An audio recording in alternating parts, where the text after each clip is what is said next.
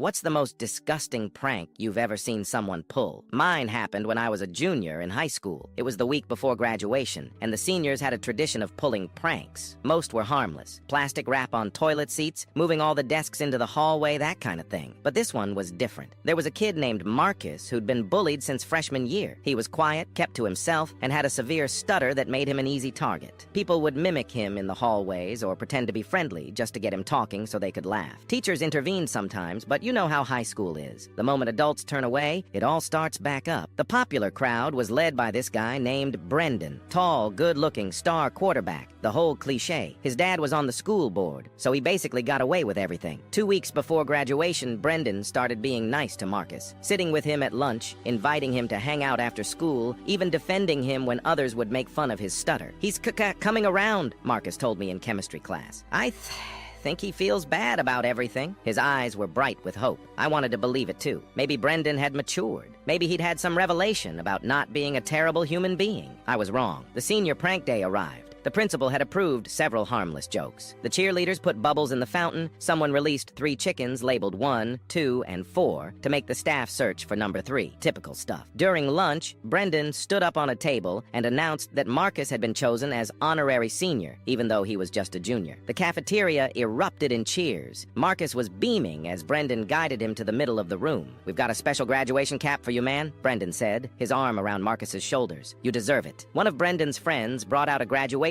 cap on a small pillow, like it was some precious crown. The entire cafeteria was watching. Marcus was smiling so wide I could see it from across the room. When Brendan placed the cap on Marcus's head, I noticed something dripping down. At first I thought it was water. It wasn't. They had filled the cap with pig blood from the biology lab, mixed with rotten milk and who knows what else. It poured down Marcus's face, into his eyes, his mouth, soaking his clothes. The smell hit the room a second later. Putrid, gag-inducing. The cafeteria exploded with laughter. Someone was filming. Marcus just stood there, frozen, dripping with filth, his eyes wide with shock and hurt. I still remember the sound he made. Not a cry, not a scream, just this hollow, broken noise that cut through all the laughter. A teacher finally rushed over. By then, Marcus had collapsed to his knees, trying desperately to wipe the blood from his eyes. His shirt was ruined. His dignity was gone. Brendan got a 3-day suspension, which meant he missed exactly 0 graduation activities. His dad made sure of that. Marcus never came back to school that year. His parents transferred him somewhere else for senior year. The worst part wasn't even the prank itself. It was how many people laughed, how many phones were out recording, how quickly the video spread, how the school tried to downplay it as boys being boys.